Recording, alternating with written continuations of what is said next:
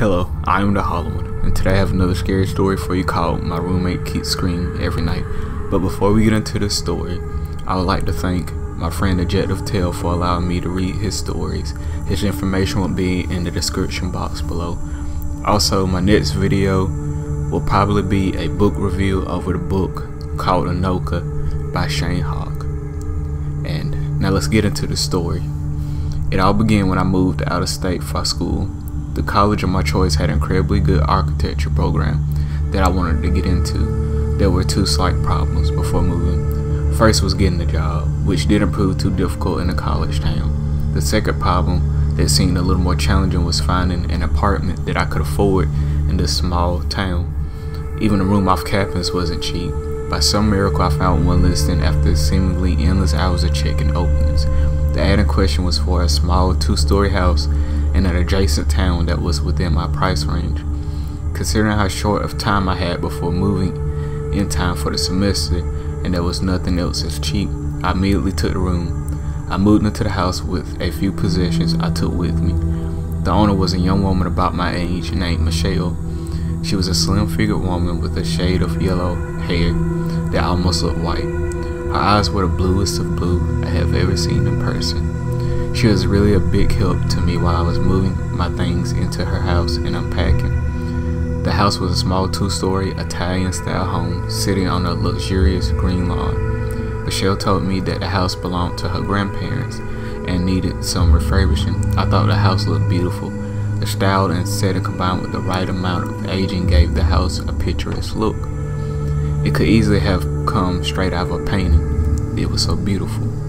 The first detail I noticed of Michelle was her sense of fashion. She was dressed in a dark, reddish-brown sweater and a brown scarf to blend with the color of autumn around her and her property. She completed the look with blue skinny jeans and black boots. The other detail I noticed upon closer inspection were the slight but recognizable bags under her eyes, which suggested to me she had been suffering from sleep deprivation. I wouldn't have noticed this given how much energy she gave off. She must have been caffeinated to the gills to help me out that day. I didn't say anything about it, though I only had one chance to make a good first impression with my first roommate. We've got done moving and she showed me around the house. My room was on the main floor. It was bare, green-walled, empty room aside from a bed with complete headboard and an antique dresser with a mirror attached to it, and a open walk-in closet. My mind was already planning how to decorate my room. Then she led me upstairs and informed me that her room was on the second floor.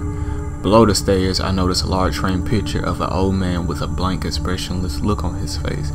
He both seemed to be staring at the camera, taking his picture, and also staring at me with an unnatural fashion. I asked Michelle who the old man in the photo was. She stared at the picture, also with a wide-eyed, fearful look on her face. She flatly said it was her grandfather, then quickly turned upstairs as if to get away from the unending gaze. Now, as far as the rules go, she didn't have a lot of them. At least, none of them were extreme, but she told me one. Actually, it wasn't much of a rule, as a little warning that made me scratch my head in confusion. I don't really remember doing it, she explained, but people have told me I tend to make noises late at night, and I tend to go on for a while. I lowered the rent because I feel like it's the least I could do if it bothers you. All I ask is if you hear anything in my room, don't worry about it. It'll be fine, but if it goes on too much, I'll understand and I even reimburse you. It was a strange rule, to be sure. Noises? What kind of noises? Then I remembered the benefits I had living here, and I thought to myself, maybe it's not a big deal. Maybe she's just a loud moaner doing some late night sessions, and she didn't want to put it into words for me. I didn't press the issue. I thought to myself that I just have her privacy. I was thoroughly exhausted after a long day of moving things with the new apartment, but Michelle was a big help. She purchased takeout that night, what she called her move-in special, which consisted of pizza, some Chinese food, and an order of taquitos. I normally prefer something more nutritional complete, but I wasn't in the mood to debate. My body was ready to devour energy, carb, and sight. I inhaled a little bit of everything, sometimes mixing them to make up some fun, unholy abomination of takeout. The taste was funky and greasy, but I downed it all, and I felt like I could finish up a pint of ice cream. With the help of my new roommate, I did. Exhaustion finally hit me like a brick wall, and I finally turned in for the night, resolving to decorate my room in the morning. I was awakened at night by something rumbling in my insides, and I darted in the bathroom. The mixture of Italian and Chinese food and takeout had not been sitting well and had turned my colon into a war zone. I sighted into the bathroom and heard the sound of reverberating through the otherwise quiet house. It took a moment for me to realize it was screaming. A high-pitched shrill, screaming full of danger and fear, came from the second floor. I realized it was coming from Michelle's room. Forgetting what she told me earlier, I ran upstairs to her room and knocked on the door. Her screaming was all that responded. I tried turning the knob and only to find it was locked. She kept screaming, and I could hear thrashing and thumping as if she were being thrown around the room. I called 911, and a police cruiser reached my house within minutes of my call. It was an officer who came, and I was struck by how similar he looked to Michelle. Slender body, type, bright blonde hair, and blue eyes. He went by Officer Tears, and he was, in fact, Michelle's older brother. He had been on duty that night and happened to be in the area with my emergency call went out. I had gone upstairs with him, and by the time the screaming had stopped, he knocked on the door, and Michelle opened the door in seconds. "Hey sis," he greeted with a smile on her drowsy face. "Your roomie said you were in Screamng, and I thought I'd check up on you." "I'm okay, Ben. Thanks for checking up." She ended up closing the door. Ben, Officer Tears, walked back after filing a report and was about to enter his vehicle when I stopped him. "What was it?" I asked. The incident of her screaming and now being okay suddenly was kind of unnerving. "Michelle suffers from night terrors," he said, turning back to me. She has for a long time now. "It's okay though. They only sound worse than they really are. If it happens again, just call 911 and it'll be over quickly." He drove off in his cruiser. I had walked back inside feeling weird about the night. I wondered to myself if this was the noise Michelle was talking about. I saw her again the following morning. She looked more upbeat than I expected her to be. She was once again dressed in a fashionable sweater and jeans for her date. I asked her about the previous night and she looked dumbfounded. I reminded her about the screaming, and her cheerful smile had gravitated downward. "I'm sorry," she said in a sad tone. "I don't really remember what happens, but everyone tells me I have night terrors. I guess I've had them since I was a kid. I'm sorry about last night, but it's really nothing to worry about.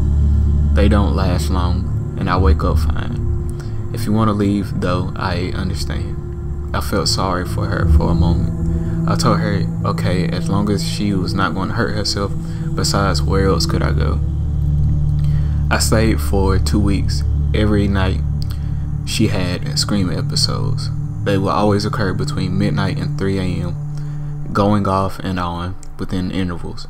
Just as I think she finally stopped and could go back to sleep, she started up again. I could hear her screaming during the night since her bedroom was right above mine. Sometimes I would hear her walk around the room and thrash against a wall or the furniture as if she was sleepwalking. I wouldn't be able to sleep during the whole time because the noise was so gut-wrenching that I could never ignore it. During the morning, she would look so positive and chipper on her way to her classes, and I feel like I didn't sleep a wink. She'd be out with her cheerfulness and start feeling resentment for her. I started looking for changes in my schedule to find some relief. I tried looking for night classes and night shifts. I had to look for anything so that I wouldn't be home during the night and hear Michelle screaming. I found a position as an overnight stock at a major retail company. I also managed to get classes for the morning. I never saw Michelle that much, but I was glad not to hear her night terrors anymore. It was a rare instance when I did see her, and I would notice something else. I went into the bathroom one night and saw Michelle standing in front of the mirror. This was the first time I saw her without a sweater and jeans. The time she wore a pink tank top and matching shorts. The skin of her exposed open shoulder so sign of scarring and bruising. Her arms were also covered in bruises. I think I even saw a trace of bite marks on her. The second time I was home, I was checking her room upstairs, the room which was open at the time and wasn't out of the ordinary. Some posters, a makeup table, a bed filled the room. The room was suddenly felt cold and sinister, as if some unseen figure were inside, and dared me to enter. I never walked away from an empty room so fast in my life. It was my day off from class and no work, the night when I was home, and I finally understood the story behind Michelle night terrors. I came home after running some errands, and I was ready to drop a notice, a bright silver sedan in the driveway. I didn't recognize it. I walked inside to see Michelle and her brother, Ben, and two others I didn't recognize, carrying rolls of some sort of installation material. Michelle introduced the two other people as her parents, and they were over to help soundproof her bedroom. Her parents greeted me instantly with cheerful smiles and somewhat tired looks on their faces. I felt bad that I didn't help them set up the material, but I had no more energy for even the smallest chore, and I wasn't comfortable going back into that room anymore. After my quick nap, I found everyone still downstairs. Michelle was going for takeout and wanted to know what I wanted. She left, and I got to know her parents more. I had asked why they were soundproofing her room. They told me Michelle had noticed that I had changed my schedule so that I could avoid her sleeping patterns and get some rest. She had felt so guilty because she really thought of me as a friend, and she wanted to make some more accommodations for me. They told me about the origin of her nightly episodes. It was one day when Michelle was 4 years old. The family were visiting her grandfather, whose mental health had been declining after the death of his wife. Whenever they talked to him, he would say little, if anything at all. He would have a blank look on his face. They had noticed, however, that whenever he looked at little Michelle, his expression would change in the way they could only describe as odd. They had spent the night at his house, thinking nothing of his behavior. That evening, later that night, his parents heard a blurred cuddling scream coming from Michelle's room. They darted into the room and found a obscure-looking figure looming over her, wielding a large kitchen knife in his hand. The father had grabbed a lamp in the room and smashed it over the assailant's head. They switched on the overhead lights and found the intruder was the grandfather, who still held a knife in his hands. The impact of the blow had killed him instantly. Though she was physically uninjured, young Michelle's mind could not process the event that had happened, which resulted in years and years of night terrors in which Michelle would scream her lungs out. It was so unusual for her to throw herself around the room and sustain those kinds of injuries. I had felt worse than ever after hearing her tragic origin story. I complained about her screams were keeping me up at night, but she was the one that had gone through a traumatizing accident. I think I would be more surprised if she weren't having night terrors. I thought about what he may have been planning to do. I thought about that and it made me shudder. Since I was off the night, it was one of those rare nights that I was home and I was able to fall asleep instantly. The soundproofing must have done the trick because I didn't recall hearing Michelle screaming at all. I think I would have preferred that than what came next. I had a vivid nightmare that night that I still recall with clear detail. I was in Michelle's room and I had been screaming. In the silent darkness in my room. I was afraid that no one would hear me, not to come help, despite how loud I projected my wails. Above me was a dark silhouette of a person, an older man, wide-eyed, and a large grin splitting his face. He was what I was screaming. I saw him throw me to the window, and my body broke through the glass pane, and shards surrounded me as I fell outside and fell to the pavement. I woke up to the sound of shattering glass outside and a large thud outside my window. I rushed to the window and saw a bruised and still body of Michelle on the driveway. She was motionless, and a pool of blood began forming around her head. I was horrified, but what looked like suicide. When I heard laughing above me, I turned my head upwards to Michelle's shattered bedroom window, and my heart dropped. The same grinning, insane man from my nightmare was leaning over the shattered window with a glee on his face.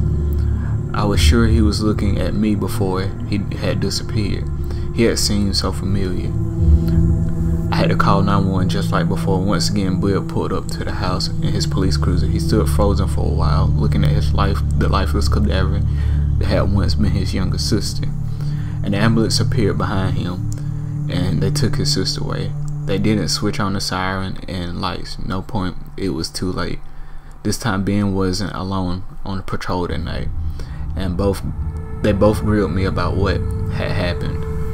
I think they were trying to pin the death of her on me, as if I had killed it. I wanted to tell the truth, but what was I going to tell them? Some psychotic old man had thrown her out the window, and I literally vanished before my eyes. If I had said that, forget jail, they'd throw me in a psychiatric ward. I told them I didn't know what had happened. I just woke up and found her dead outside my window. I think Ben really vouched for me and had ruled that his sister's death was an accidental suicide. I was turning back around and bypassed the stairs when my body suddenly froze. My body was reacting to a very sudden dreadful realization. I was once again looking at the picture of Michelle's grandfather, his flat expression staring into me. My heart had suddenly dropped. My blood seemed to have frozen in my veins. It was him in my dream. It was him grinning from the window before he evaporated like steam. I packed up the next day, quit my job, dropped out of my school, and went back home. I wanted to go anywhere I could just get away from that house. I never went back there. I want to say that things got better for me after that, but that's not how the story ends. Whatever that thing is, he has followed me back to my house. Sometimes I'd be asleep or awake, and I'd see that same grinning man hovering above me, and then I would be the one screaming. Now, if you like this story, please give me a like, subscribe, comment, and share. That would greatly be appreciated. And remember, forever and always, welcome to the void.